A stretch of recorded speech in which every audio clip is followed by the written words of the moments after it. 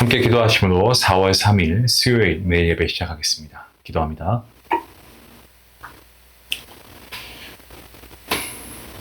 태초부터 계셨고 영원토록 계시는 만왕의 왕이신 여호와 하나님, 오늘도 하나님께서 우리의 삶을 주관하시고 인도하시는 줄 믿습니다. 오늘도 그 하나님께 영광 올려드리고 하나님을 찬양하며 경배하길 원합니다. 하나님, 오늘도 하나님께서 매일 예배를 통하여서 말씀을 주시니 감사합니다. 생명의 말씀을 통하여서 우리 사랑하는 성도님들 다시 하나님 앞에 나아갈 힘을 얻게 하시고, 거칠고 힘든 세상 가운데 지치고 정말 닳아버린 그들의 신령 가운데 다시 한번 정말 새 기둥처럼 세워지는 놀라운 역사가 이 말씀 가운데 일어나게 허락하여 주시옵소서.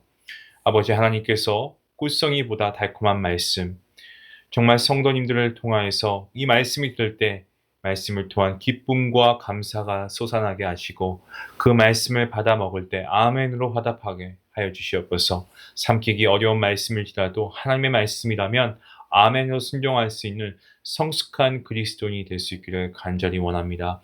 하나님, 몸이 연약하고 아픈 자에게, 또 질병이 있는 자에게, 수술을 받고 회복 중인 자에게 하나님께서 함께해 주시고, 그 마음의 평강과 위로가 있게 하시고, 환우분뿐만이 아니라 환우분들의 가족들에게도 주님께서 동일한 은혜와 축복 허락하여 주시옵소서. 우리가 육신이 강건하여서 하나님의 일을 더욱더 열심히 하게 하시고, 우리의 육신의 강건함을 통하여 하나님께서 맡겨주신 그 소명들을 이루어갈 수 있는 우리 모두가 될 수 있게 주님 은혜 베풀어 주시옵소서. 오늘도 이 모든 예배 가운데 하나님 함께 하실 것을 믿고 감사하며 이 모든 말씀 예수님의 이름으로 기도하옵나이다. 아멘.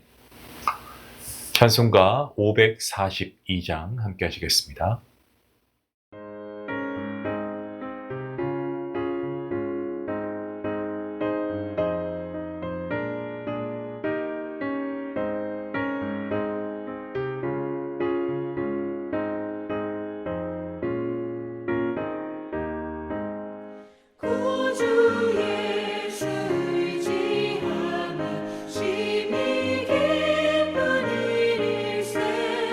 영생아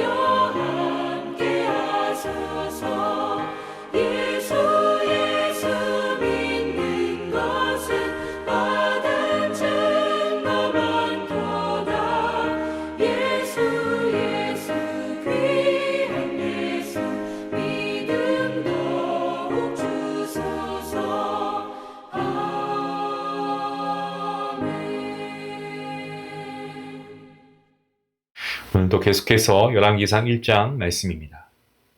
1장 28절부터 37절까지 말씀. 여기 함께 말씀 읽도록 하겠습니다. 28절 말씀입니다. 다윗 왕이 명령하여 이르되 밧세바를 내 앞으로 부르라 하매 그가 왕의 앞으로 들어가 그 앞에 서는지라. 왕이 이르되 내 생명을 모든 환난에서 구하신 여호와께서 살아계심을 두고 맹세하노라.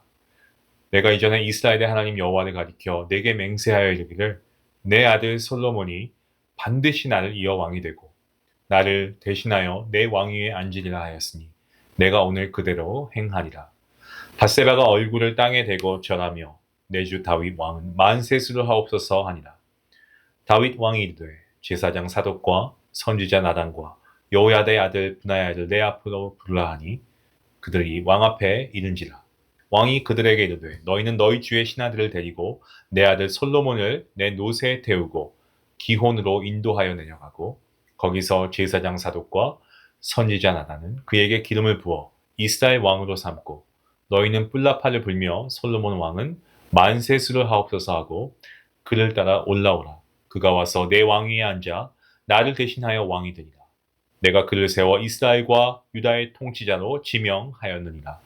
여호야다의 아들 브나야가 왕께 대답하여 이르되 아멘. 내 주 왕의 하나님 여호와께서도 이렇게 말씀하시기를 원하오며 또 여호와께서 내 주 왕과 함께 계심같이 솔로몬과 함께 계셔서 그의 왕위를 내 주 다윗 왕의 왕위보다 더 크게 하시기를 원하나이다 하니라. 아멘. 우리가 계속해서 열왕기상 1장을 묵상하면서 우리가 내용을 잘 알고 있습니다. 다윗 왕의 아들 아도니아가 반역을 일으켜서 스스로 왕이 되려고 합니다. 그리고 이것을 알게 된 나단이라고 하는 선지자가 밧세바와 함께 다윗을 찾아가서 이 솔로몬이 하나님의 말씀을 따라 또 다윗의 약속에 따라서 왕이 되어야 한다는 사실을 상기시키고요. 그리고 아도니아가 스스로 왕이 되고자 하는 그러한 상황을 다윗에게 다 고발합니다. 자, 오늘 읽은 이 본문 말씀은요. 그 이야기를 듣는 다윗이 힘을 내어서 솔로몬에게 왕위를 계승하는 그러한 장면의 이야기가 나오고 있습니다. 다윗이 그의 평생에 정말 하나님 앞에 울면서 회개했던 사건, 바로 밧세바와의 사건입니다. 이 밧세바와의 사건 이후에 다윗은 그야말로 그 값을 혹독하게 치러야만 했습니다. 회개하면서 하나님과 관계를 회복했습니다. 하나님의 은혜 가운데 말이죠. 하지만 그 뒤로 그의 가정에서 일어난 일련의 사건들, 정말 다윗의 가슴에 상처가 되고 그의 마음을 멍들게 하기에는 충분했습니다. 마치 불꽃이 어느 순간 정말 뜨거워지면서 그 불길을 발하지만 어느 순간 그 불꽃이 사그라들지 않습니까? 그러한 것처럼 다윗 역시도 역사의 그런 어떤 뒤안길로 사라지는 듯 싶었지만 오늘 본문은 이 다윗이 다시 한번 그의 마지막 힘을 내어서 기력을 내어서 왕권을 계승하기 위해서 최선을 다하고 있는 모습을 우리가 보게 됩니다. 특히 밧세바에게 약속했던 솔로몬 왕위의 계승을 다시 한번 확증하고 있고요.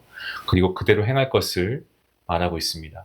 특히 그 맹세의 증인으로 여호와 하나님을 두고 맹세하고 있고 또 그 하나님을 어떻게 부릅니까? 내 생명을 모든 환난에서 구하신 여호와께서 살아계심을 두고 맹세하노라라고 고백하고 있습니다. 여러분 이러한 다윗의 삶과 다윗의 모습을 보면요, 그는 그의 삶 자체가 정말 신앙의 고백이 신앙의 고백이었다라고 말할 수밖에 없습니다. 그의 삶 자체가 그의 신앙의 고백이었다는 거죠. 나이 들어서 그가 노쇠하였을 때 그의 모습이 지난 세월 돌이켜 보니까 아무리 생각해봐도 그것은 하나님의 은혜였다는 겁니다. 지금 자신이 살아있는 것도 그렇고요. 하나님이 어떠한 하나님이셨습니까? 다윗을 우리가 살펴보는 것과 같이, 그쵸. 사자의 곰의 발톱에서 건져내시기도 했고요. 우리가 알고 있는 골리앗의 칼에서 보호하셨고, 그리고 사울의 공격에서 정말 지켜주신 분 하나님 아니십니까? 그리고 압살롬과 세바와 같은 반역자들의 공격에서 보호하신 분도 하나님이시고요. 그리고 그런 이스라엘 주변의 이방 민족과의 전투 가운데서도 지켜주신 분이 여호와 하나님이셨습니다. 비록 다윗의 삶이 평탄하지만은 않았습니다만은 하나님께서는 어느 한순간도 다윗을 떠나지 않으셨고 늘 다윗과 함께 동행해 주시고 그의 삶을 인도해 주셨습니다. 부모님과 형제들은 다윗을 무시했고요. 장인 어른이라고 하는 사울은 다윗을 질투하며 죽이려고까지 했고, 아내는 자신의 마음을 몰라주고 자녀라고 하는 이 아이들은 부모의 마음에 대못을 박았습니다. 하지만 그럼에도 불구하고 그런 다윗의 삶 가운데 영원토록 떠나지 않고 신실하게 동행해 주신 하나님이 계셨기 때문에 다윗의 인생은 결코 외롭지 않았습니다. 성도 여러분, 우리의 삶도 마찬가지입니다. 때로는 가까운 사람이 나에게 상처 줄 때가 있고요. 우리가 전혀 예상하지도 못했던 어떤 상황과 어떤 시간에 인생의 고난이라고 하는 것이 갑작스럽게 우리에게 찾아옵니다. 우리는 당황하게 되고, 그리고 우리가 걱정하게 되고, 이럴 때가 있습니다. 또 어떤 때는 최선을 다했지만, 그런 우리 노력과 수고에도 불구하고 상황이 좀처럼 나아지지 않습니다. 그냥 우리가 인내하며 기다려야 할 때도 있습니다. 하지만 여러분 믿으시길 바랍니다. 그 모든 상황에서 우리를 떠나시지 않으시는 하나님이 우리와 함께 하십니다. 그 하나님을 바라보며 우리의 손을 잡아주시는 그 하나님을 우리가 100% 신뢰할 때에 여러분 결국 우리를 구원해내시는 하나님의 은혜를 경험하게 될 것입니다. 그 모든 역경을 이겨낼 것입니다. 우리가 이 사실을 분명하게 다윗을 통해 배워야 됩니다. 본문 32절부터 35절까지의 말씀을 보시면 다윗은 이제 밧세바에게 한 약조를 따라 이를 미루지 않고 더 이상 자신이 신뢰하는 세 사람 부릅니다. 그리고 솔로몬을 자기 자신의 노새에 태우죠. 그리고 기혼으로 인도해서 기름을 부어서 왕을 세울 것을 명령하고 있는 다윗의 모습입니다. 노새는 당나귀와 말을 교배해서 나온 동물인데요. 당시 이 말의 가격보다도요, 2배, 심지어 뭐 한 3배 그 이상 정도 비쌌다라고 합니다. 다윗의 노새를 태웠다라고 하는 것은요, 솔로몬이 다윗이 선택한 왕위의 계승자이다라는 것을 시각적으로 보여주고 있는 어떤 그런 하나의 사인입니다. 또한 왕으로 기름 부은 장소가 어디냐, 오늘 말씀 보니까 기온이라고 되어 있는데 이곳은 다윗의 왕궁에서 멀지 않습니다. 한 800m 곳에 떨어진 곳에 있었고 아도니아가 스스로 왕이 되어 잔치를 벌인 그 장소에서는 불과 600m 정도 떨어진 곳에 있었습니다. 그곳은 수원지였고요. 많은 그런 사람들의 왕래가 있었던 곳이었기 때문에 짧은 시간에 솔로몬이 왕이 되었음을 알리기에 아주 적절한 장소가 바로 이 기혼이라고 하는 장소였습니다. 자, 이러한 모든 일을 행하기 위해서 다윗이 부른 세 사람은 제사장 사독과 그리고 선지자 나단이 있었고요. 또 한 명, 그리고 여호야다의 아들 분하야였습니다. 분하야. 한 사람은 제사장이고 한 사람은 선지자, 그리고 한 사람은 군사 지휘관이었죠. 여러분 여기에 공통점이 있습니다. 이들의 공통점은 압살롬이 반역을 일으켰을 때에 이 압살롬의 편에 서지 않았고요. 그리고 아도니아의 촉대에도 부름을 받지 않았던 이들이 바로 이 세 사람들의 공통점이었습니다. 무엇을 보여줍니까? 그렇습니다. 이들의 공통점이 보여주는 것은 평소에도 그들이 얼마나 다윗에게 충성스러운, 충직한 사람이었는가를 보여주고 있는 거죠. 그리고 그들은 솔로몬과 함께 나라를 든든히 세우는 일꾼들이 되었습니다. 이 세 사람은요, 요즘 말로 하는 어떤 대세라고 해야 될까요? 그런 대세를 따르지 않은 그러한 인물들이었습니다. 압살롬 때에도 아도니아 때에도 많은 사람들이 선택하고 따라갔는데 그 길을 따라간 것이 아니고 하나님의 백성으로서 현재 자기가 맡고 있는 역할에 충실한 선택을 한 인물들이었습니다. 자신의 부귀영화를 위해서 남들이 다 하는 그런 대세에 함께 조인하려고 한다기보다는 하나님께서 자신에게 섬기라고 주신 왕과 그 나라를 위해서 충성했다는 겁니다. 성도 여러분, 우리는 어떠한 삶을 살아가고 있습니까? 지금도 우리가 살아가는 이 시대 대세가 있지 않나요? 남들 다 하는 그러한 거 나도 해보고 싶고 대세를 따라가려고 하는 길, 정말 보기에 화려해 보이고 출세와 성공이 보장되는 길, 이러한 길이 우리에게 주어진다라고 한다면, 아니 그러한 길이 주어지지 않아도 그러한 길을 걸어가려고 애쓰며 살아가고 있지는 않나요? 그것이 대부분의 사람들이 선택하는 길이라고 하는 겁니다. 하지만 우리는 하나님의 구원받은 백성, 하나님의 은혜로 구원받은 백성, 그리스도인들, 하나님의 자녀인데 그러한 우리가 당장의 대세와 어떤 넓은 길, 그런 것이 아니고 정말 좁고 그것이 협착하다고 해도 하나님이 옳다고 하시는 그 길, 바로 생명의 길, 진리의 길을 걷는 사람들이 우리 그리스도인들 아닙니까? 혹여 나도 모르게 대세를 따르려고 하는 어떤 세속적인 가치관의 선택을 하고 있다면 하나님께서 나를 부르신 소명의 길을 바라보면서 여러분 우리가 이 말씀을 교훈 삼아 그 하나님의 길을, 그 하나님의 선하신 길을, 생명의 길을, 진리의 길을 믿음으로, 기쁨으로 순종하며 걸어갈 수 있기를 주님의 이름으로 축원합니다. 본문 36절과 37절 말씀을 보시면 다윗의 명령에 이 여호야다의 아들 브나야가 왕에게 화답을 하고 있습니다. 왕의 뜻과 하나님의 뜻이 같기를 바라고, 또한 다윗과 함께 하셨던 하나님께서 솔로몬과도 함께 계셔서 그의 왕위를 다윗 왕의 왕위보다 더 크게 하시기를 원한다라고 그렇게 그가 이야기합니다. 솔로몬의 왕위가 더욱 견고해지기를 바란다라는 그의 진실된 마음을 담고 있습니다. 그리고 실제로 솔로몬의 왕위는 날로 견고해져서 그 영화로움이 다윗의 시대보다 더욱 크고 견고해지고 유명해졌습니다. 하지만 솔로몬의 생애를 아는 우리는 어떻습니까? 이 분하야의 염원이 안타깝지만 안타깝게 느껴지는 것이 사실입니다.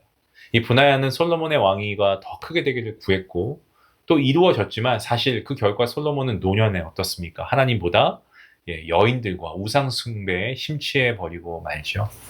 자, 여기서 우리는 한 나라의 견고함을 갖추는 것보다 정말 한 사람의 마음의 견고함을 갖추는 것이 정말 더 힘들구나라는 것을 우리가 알게 됩니다.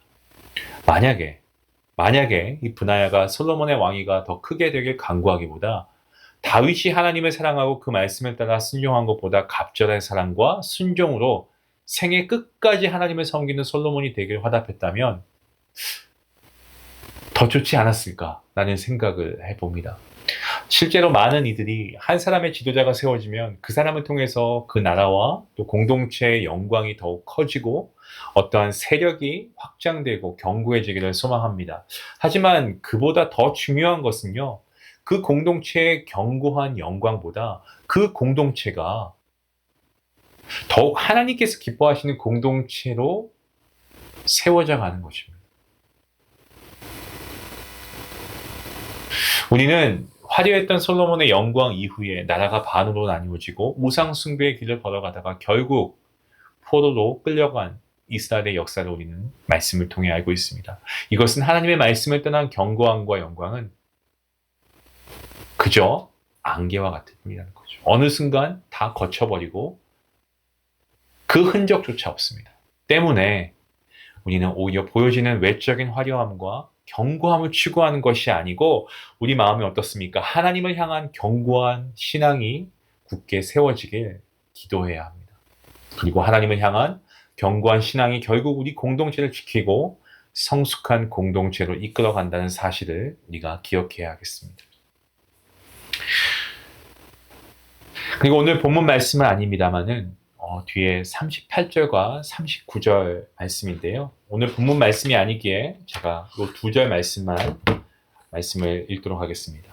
제사장 사독과 선지자 나단과 여호야다의 아들 브나야와 그렛 사람과 블렛 사람이 내려가서 솔로몬을 다윗 왕의 노새에 태우고 인도하여 기혼으로 가서 제사장 사독이 성막 가운데에서 기름 담은 뿔을 가져다가 솔로몬에게 기름을 부으니 이에 뿔 나팔을 불고 모든 백성이 솔로몬 왕은 만세수를 하옵소서 하니라. 아멘.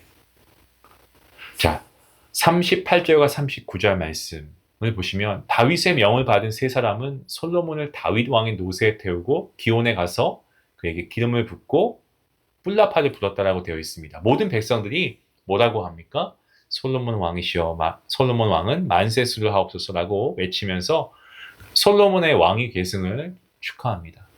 어떻게 보면 솔로몬의 왕위 계승식은 다윗 왕의 노새, 또 다윗 왕의 부하, 그리고 기름 부음, 이 세 가지 요소가 다 합쳐져 가지고 단출하고 또 신속하게 진행이 되었습니다. 반면에 스스로 왕이 되고자 했던 아도니아는 병거와 기병과 호위병이 있었고 당시 힘이 있던 요압과 아비나달, 그리고 모든 왕자와 왕의 신복들이 유다 사람들이 모두 불려지게 되어서 그 모임을 통해서 이루어졌죠.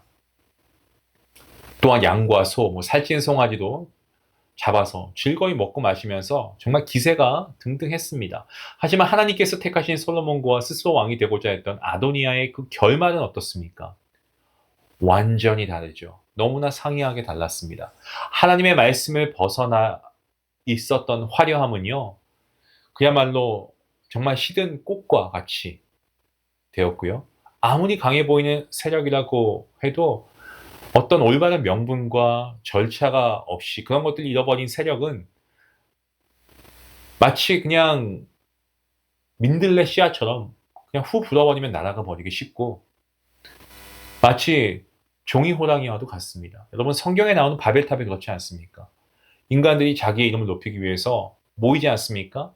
당대 정말 최고의 화려한 건축 기술, 또 기술뿐만 아니라 인력을 동원했지만 결국에 말씀을 떠난 강력한 세력과 화려함 어떻게 되었습니까? 언어의 혼잡함을 넘지 못하고 그 모든 일들이 다 수포로 돌아가게 되었습니다. 반면에 하나님의 말씀을 따라 정말 세상이 봤을 때 어리석어 보였지만 하나님의 말씀을 따라 순종한 인물 중에 노아가 있죠. 그가 방주를 만들 때 노아의 방주, 소수의 사람들이 오랜 시간 동안 걸쳐서 세상의 조롱과 어떠한 무관심 속에 만들어졌지만 결국 완성되어서 생명을 보존하는 구원의 도구. 이게 바로 노아의 방주가 아니겠습니까? 사랑하는 성도 여러분, 말씀을 들으신 후에 여러분 스스로에게 한번 이런 질문 던져보시기 바랍니다. 나는 아도니아와 같이 야망을 따라서, 욕망을 따라서 말씀의 길을 벗어나 내 자신의 이름을 높이는 바벨탑을 쌓고 있지는 않은가? 아니면 세상의 무관심 속에서도 심지어 세상의 조롱과 비방 가운데서도 묵묵히 정말 시대를 살리는, 다음 세대를 살리는 하나님의 방주를 짓기 위해 정말 하나님 앞에 거룩한 예배자로 살아가고 있는가?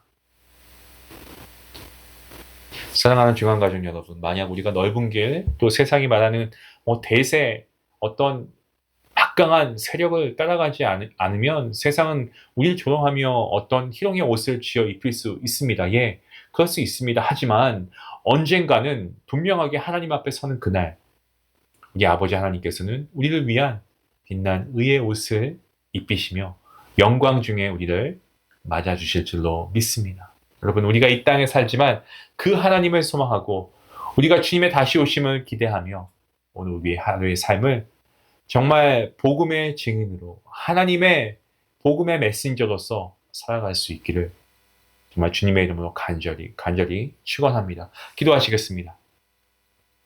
하나님 감사합니다.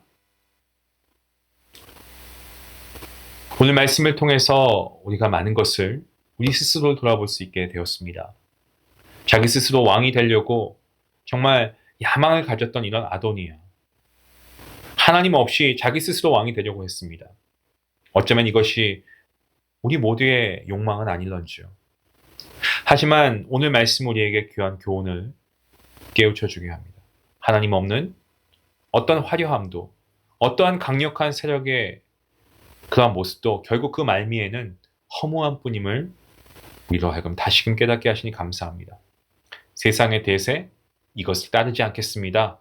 오히려 하나님께서 나에게 주신 소명의 자리를 기억하며 오늘도 누가 보아주지 않아도 누가 인정해주거나 칭찬해주지 않아도 하나님이 보시기에 묵묵히 그 소명의 자리를 지켜나갈 수 있도록 하나님 우리의 믿음을 붙잡아 주시고 다윗의 믿음의 고백처럼 우리를 세상의 모든 환난과 시험에서 구원하여 주시는 하나님을 신뢰하며 세상의 대세의 길이 아닌 넓은 길이 아닌 좁은 길, 협착한 길을 하지만 그것이 진리의 길이고 생명의 길임을 우리가 믿기에 그 길을 기쁨으로 걸어갈 수 있는 주님의 참된 거룩한 백성 되게 허락하여 주시옵소서. 감사하며 예수님의 이름으로 기도합니다. 아멘. 오늘 말씀 생각하시면서 우리 스스로가 아도니아의 모습이 없다라고 하면 글쎄요, 그것은 우리가 진실을 말한다고 보기 어려울 것 같습니다. 우리에게도 이런 마음이 있습니다. 대세를 따르려고 하는 우리의 모습도 분명히 있습니다. 우리는 하나님의 뜻을 따라야 하는 하나님의 백성입니다. 말씀에 순종합시다. 그리고 하나님께서 나에게 주신 이 소명의 자리에서 우리가 오늘도 순종으로 나아갈 수 있는, 하나님께서 인정하시고 하나님의 기뻐하시는 그런 참된 하나님의 신실한 종, 참된 하나님의 예배자가 될 수 있기를 바랍니다. 우리 함께 말씀 생각하시면서 기도하시겠습니다.